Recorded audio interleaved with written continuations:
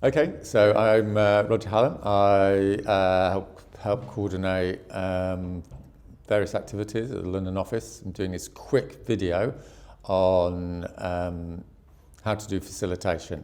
So the first thing to say is this video is basically a good enough quick guide, right? Because so much facilitation is just really bad, and it could be made really a lot better if people know a few basic skills, okay? So once you've done this, sort of watch this video and you've done some practicing and stuff, then obviously you can learn more sophisticated stuff.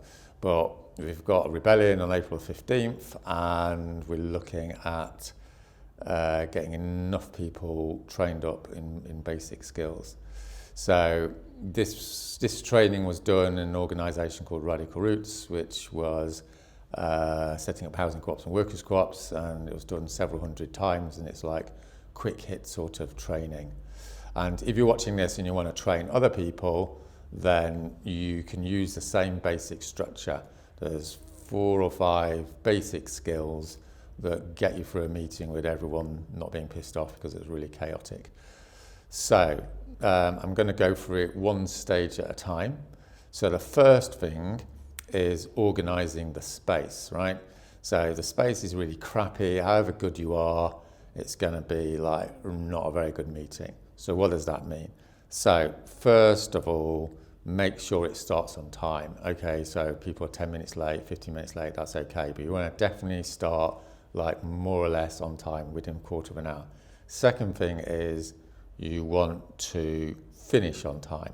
So you can do that by telling people when it will be finished, and obviously having an agenda and making sure you get through that agenda, okay? So in terms of the room itself, it wants to be light and warm and most essentially quiet. If it's not quiet, people can't hear each other and it just goes a bit downhill.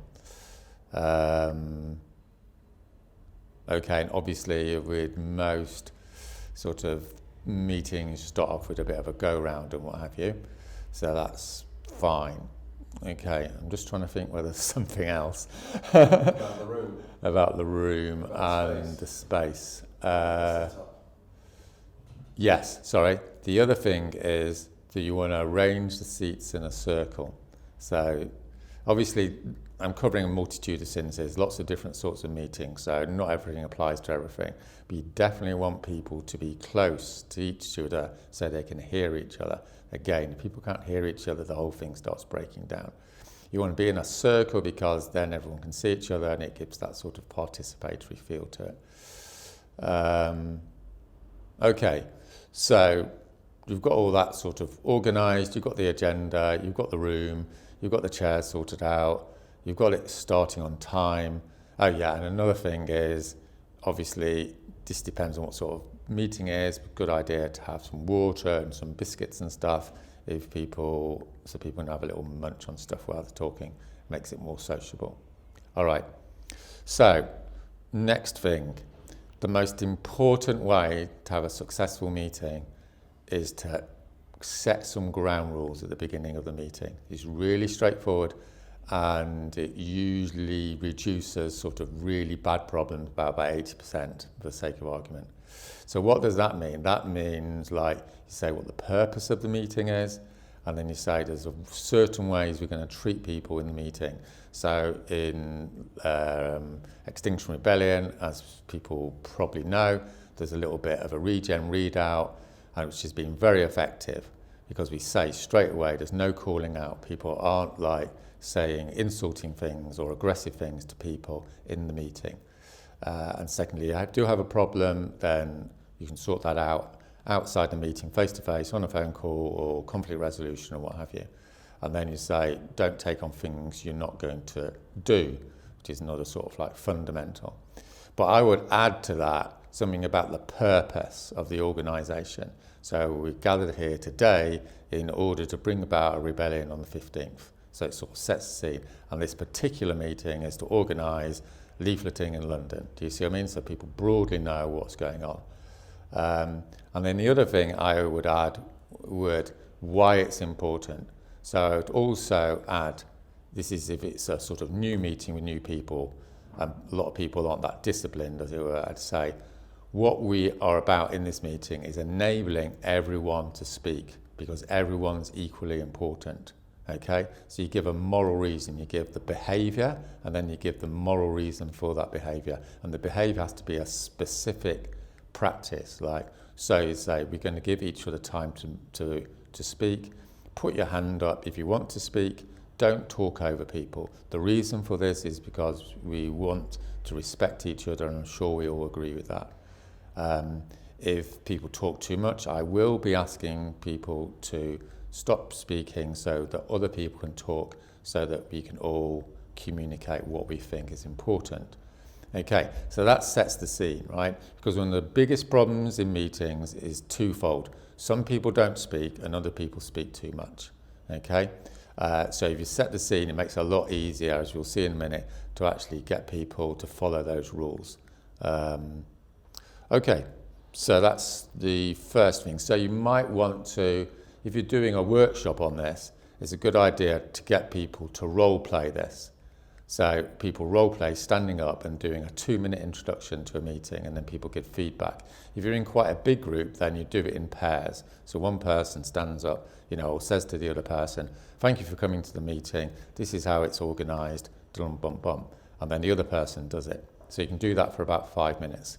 So the whole of this workshop, if you want to run the workshop, is based upon role playing.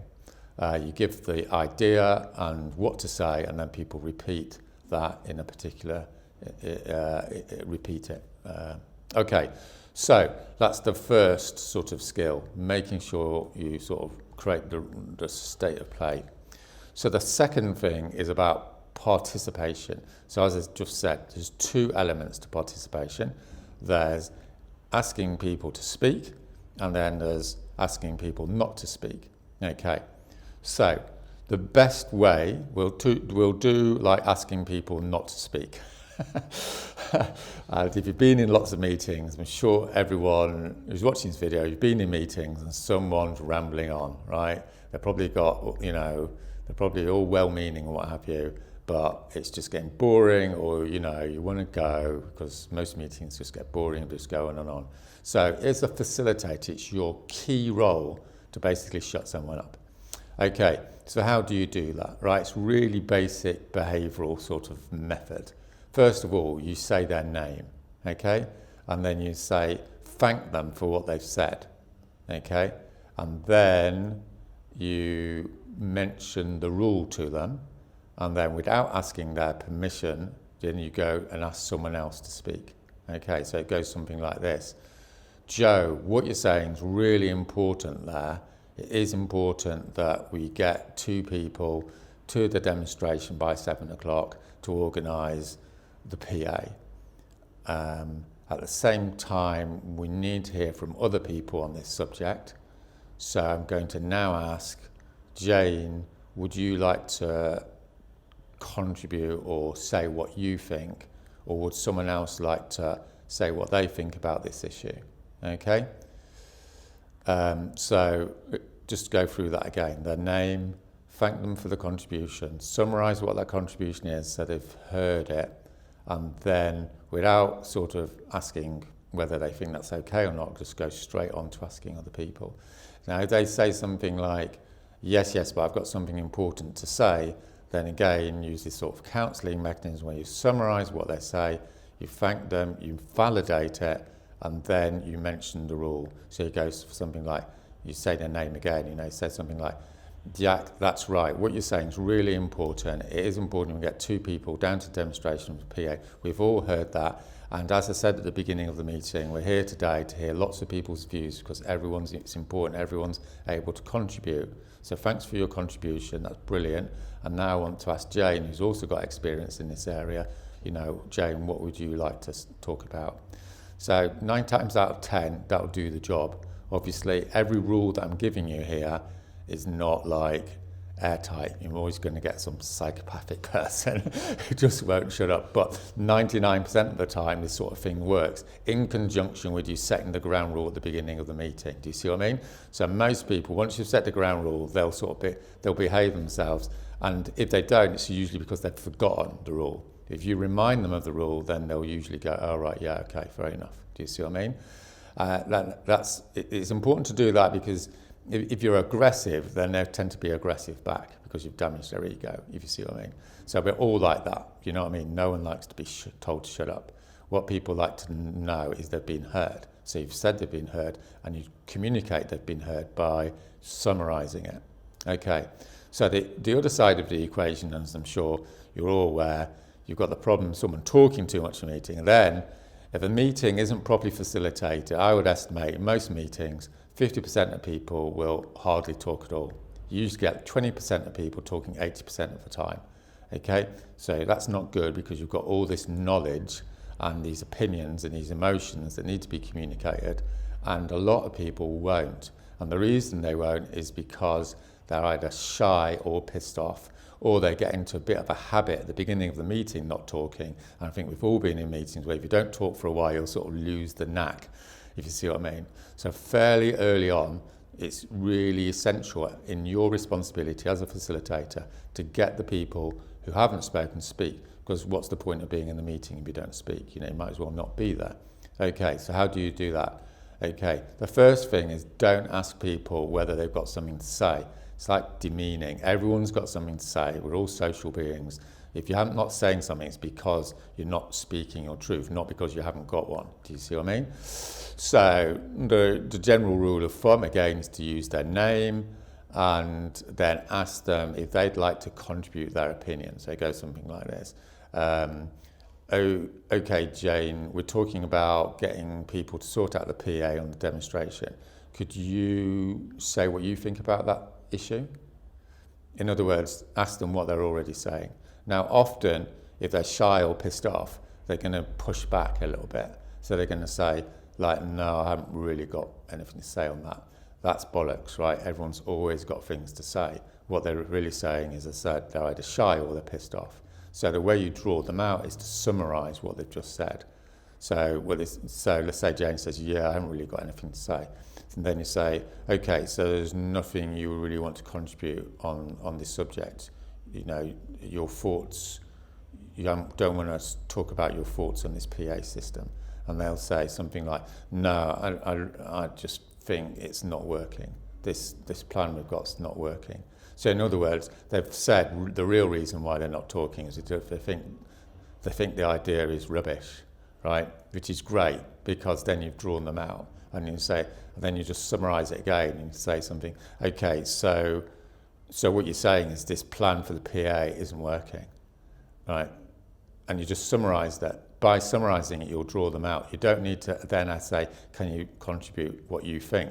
They'll naturally, they'll naturally come out with why they're pissed off. So they say, yeah, I don't think this plan's working because, you know, well, one, the PA isn't good enough, and secondly, like, it's really like heavy, and we're just not going to be able to get it to the demo. And then you say something like, so you think there's a lot of problems here, and there needs to be another solution. So you're drawing them into a solution mode then, and they say, yeah, what we should be doing is paying this company that like specialises in this to come down, and then they're off and away. Do you see what I mean? So again, I've given you a little bit of a tricky example there. Most people, obviously, if it's a really fairly cool sort of meeting, people will say what they want just by prompting them, if you see what I mean. And obviously, ultimately, if they're not going to say something, they're not going to say something. You know, this is not an absolute guarantee. Just as every now and again, you're going to get some person, usually a guy, of course, who's just going to keep going and going. But 95% of the time, that does the trick. Okay, and that creates a lot fuller meeting because, you know, I'm sure everyone knows the best meetings is when you've got everyone contributing. You know, because everyone's got something to say. Okay, so that's like the moral sort of basis of facilitation, as you know what I mean. You know, the value we have in Extinction Rebellion and in all progressive movements is this value of participation. Everyone's equal, everyone deserves equal respect, and it's your responsibility not just to keep stack, right? Or just keep a list. So this is the most fundamental error people make about facilitation, is say, oh, I'll facilitate, and you just keep a list of who's going to speak, right? No, no, no. That is not facilitation. That is just keeping stacked. That's keeping a list. Now, if you're in a big meeting, someone else can do that because it's quite a complicated job. Your role as facilitator is to enable participation, number one, and number two, enable the group to come to the optimum decision that it's capable of in the shortest amount of time, because people want to go home, right? Participation is all about having quick meetings, because if you have long meetings, people get pissed off and then they're going to leave. If they leave, they're not participating. Okay, so that brings us on to step two, right? Which is the main sort of most tricky sort of element. Oh, just to go back a bit, sorry. So what you want to do, if you're training people in this, you can just use those little examples. There's two there, and then on each one you can split people up. So again, you can do this as a whole group. It's quite fun. So you say someone who's like rambling on and someone's that's going to shut them up. And you can do it, and you can, obviously the rambling on person can be quite awkward, so it's quite funny. And you can see, and then you do it say 2 times, or you can do it in pairs if there's a lot of people.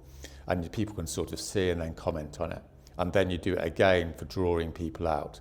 So, one person's the facilitator, someone pretends to be really shy or pissed off. Yeah? So this workshop is a lot of fun. because everyone knows, if you've been in enough meetings, you know these routines like the back of your hand. You know when there's someone rambling on, when someone's not talking. So it's really great and empowering to sort of learn how to sort this sort of situation out. Okay, so then you go on to getting agreement, right?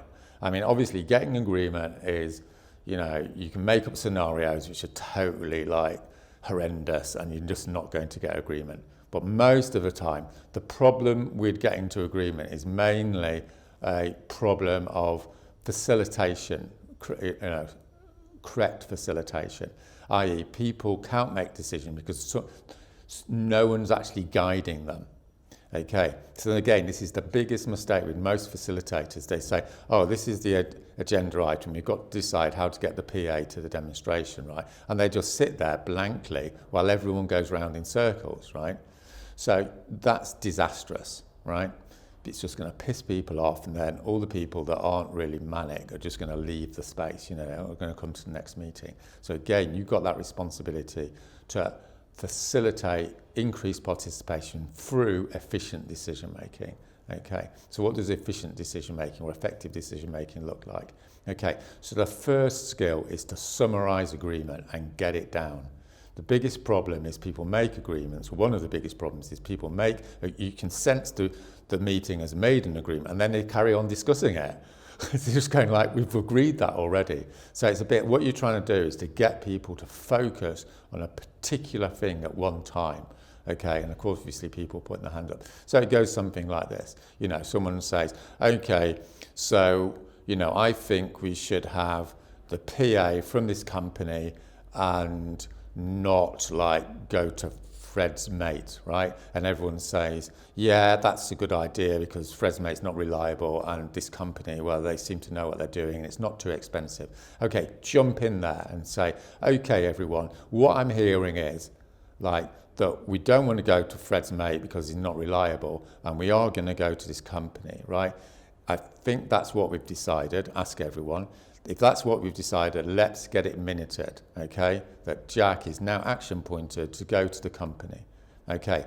So you get it down, and once you've got it down in the minutes, then everyone goes, right, we've bagged that one. We don't need to talk about why the company's great, and Jack's mate, or whoever it is, Fred's mate, I've forgotten, Fred's mate is sort of like not that great, okay? So that's summarizing agreement. So often you have like a subject like organizing the PAs for the demo, which is actually split into various different elements because, okay, you're going to go to the company to get the PA, but then you've got to decide how you're going to get it from the company to the demonstration. Do you see what I mean? So often people discuss lots of minor elements of it all at the same time. Which is really inefficient. You want to step in and go, what we're talking about now is how are you going to get the PA? okay? And if someone says, yeah, but it's a real problem, how are we going to get it, from the company to the demo? You say, that's a really important issue, and we're going to deal with that in a minute. But at the moment, we're going to talk about how we're going to get it, okay? Because if you don't get it, we're not going to be able to bring it anywhere. Do you see what I mean? So then go for, oh yeah. So then you summarize the agreement, and then you summarize the remaining disagreement or what has not yet been decided, okay? So you say something like this: okay, everyone, we've decided to go to this company to get the PA, and what we have to decide now is how we're going to get it from the company to the demo. What does everyone think about that? And then you can, say, Jane, what do you think about that? Someone who hasn't spoken or something. And then everyone will go around the circle and they'll go, okay, so, maybe we bring in a bike because we want to be ecological. Or someone says, yeah, but they're like, it's really long way. And someone says, okay, I've got a car. And someone says, yeah, but, it's not going to fit in a car because it's really big. Okay, we're going to have to hire a van. Okay, we want to get an electric van, but that's like too difficult. You see what I mean? So you've got this discussion and, and what you want to do is maybe like summarize where you keep wanting to interjecting, saying, okay, we've decided the bike option doesn't work, okay? Right, summarize what off. So what we have got to decide is between hiring a car or hiring a van, let's say. And then people go, okay, they've decided hiring a van, and they say, great. So what I'm hearing from everyone is, we're going to have a van, and we're going to pick it up at 10 o'clock, and Fred's going to do it, and let's get that minuted. Okay, next thing on the agenda. Do you see what I mean? So with those two skills, like summarising agreement and summarising disagreement, then again, those are two like role plays. So the role play here is to have three people who are deliberately like crap, as you might say, and then you've got a facilitator who's intervening, going, okay, we're not talking about that, even though it's important. What we're talking about is this, and the agreement we've made is that. Let's get it written down and move on to the next thing, okay? So the name of the game is, if in doubt, intervene, right? People like that because people need to be guided, okay, in terms of making a decision. So as I said, most of the time, the problem with decisions is not because of people's egos. It's not like, I think this and, a matter of principle. Most meetings aren't a matter of principle. They're a matter of effective management, if you see the discussion. Like, no one's really that bothered. It's not whether, it's Fred's mate or the company, right? Just need to work out what's best. And they'll be helped by the facilitation. Okay, so that's like the next skill set. So the last skill set, as it were, is dealing with like blocks or disagreements, right? So one of the main reasons people leave movements and leave meetings and exit spaces is because things just go on too long. It gets boring and or unpleasant, right? So we've all been in meetings where something just goes over and over again, right?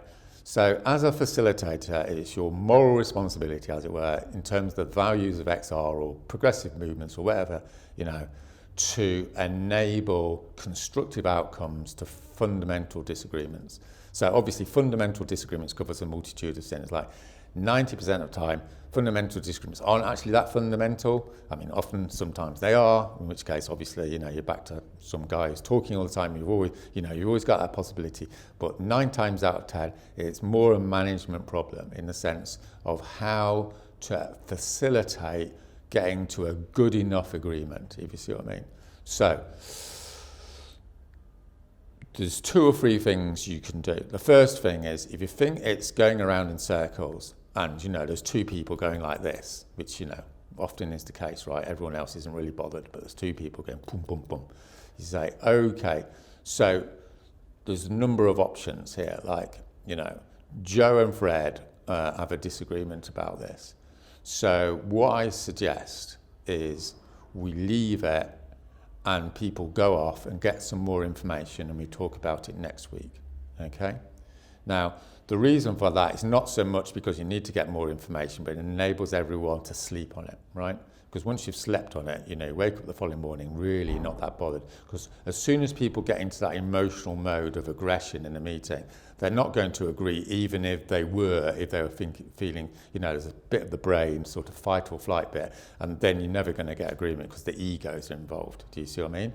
So the good thing is to carry it over to the following meeting, and as a facilitator or something, you can talk to those two people and you know, try and get something sorted out. Another variation on the theme is often you've got a disagreement, but it's not a disagreement over something that important. Do you see what I mean? So for instance, you might say, okay, we've agreed that Joe and Fred are going to bring the speakers to the demo, right? And then Joe's going, right, we need to take it on the bus, and the other guy's going, oh no, we need to go on the train, right? This is boring, right? So you just say to them, look, we've agreed the fundamental thing. We're going to get the demo. They're going to get the speakers from the company. Joe and Fred, you are now delegated to go and sort out the nitty-gritty of it. Do you see what I mean? So then you get that out of the meeting, and they can have a big argument down the pub if they're obsessed with different travel routes. You know, like whatever. You know. So if it's a little bit more serious, the other thing you can do is say, okay, so we've sort of agreed this, or we sort of haven't, and it feels quite like fractious. So why don't the two protagonists, or 3 or 4 people, go away, have a subgroup meeting before next week and discuss it? So one thing is they can discuss it. The second thing is they can do more research. The third thing is they can get feedback from other people. And 9 times out of 10, once those people get together in a small group, if you get a group of 3 people, they're usually quite polite with each other and they'll come to an agreement because the dynamics change. If you're in a big group, people tend to get more ego-y because there's people looking at them and they want to save face. Do you see what I mean? So if you get people in a three people, you know, in a pub something, they'll sort it out. And the following 9 times out of 10, they'll come to the meeting, the following meeting and go, yeah, we've decided this. And most of the people aren't that bothered anyway. So cool. Do you see what I mean? So the other thing to say is you could continue talking about it, of course, which on balance I always try to avoid, because it's usually because people are being undisciplined, because what it will mean is something will drop off the agenda. So I would always err on the side of getting people to just talk about it out of the meeting, because it's quite unjust, without being too dramatic, that the people who put the last items on the agenda get pushed off because someone's ego enough to want to push their point of view on a particular agenda item. So it's a good thing to say, okay, Joe, you know, your point of view is really important here, but what I suggest you do is get together with Jack and Frida and go down a pub and sort that out, because, you know, Rupert has got this agenda item which he thinks is really important, and we're not going to be able to discuss it, and it's really important that everyone, you know, gets their agenda items talked about. Do you see what I mean? So, but if people do want to continue talking about it, obviously the group can do that, and maybe you'll come to an agreement. But 9 times out of 10, it's best to get it out. So that's the last skill, as you might say, which is, again, you can role play that. You know, you have 2 people going bang, bang, bang, you know, having a disagreement, and then you role play going, okay, could you discuss this outside the meeting, go and get feedback, go and get some information. And they go, oh yeah, okay then, let's go on with that. So that's the end of this little training. And in my experience, having done hundreds of these workshops, because I used to do this all the time for Radical Roots, is you can just move people from being quite shy and unconfident to a good enough facilitator in about an hour and a half. And obviously you can spend the next 20 years becoming super duper, you know, spiritually enlightened facilitators, right? That's all cool. You know, there's loads, you know, if things are really fractious or something, but this training is mainly geared to those 2 sorts of meetings, you know, where there's new people coming together, but everyone's pretty reasonable, and meetings, sort of business meetings when you want to get things done. And 80% of meetings are like that, do you know what I mean?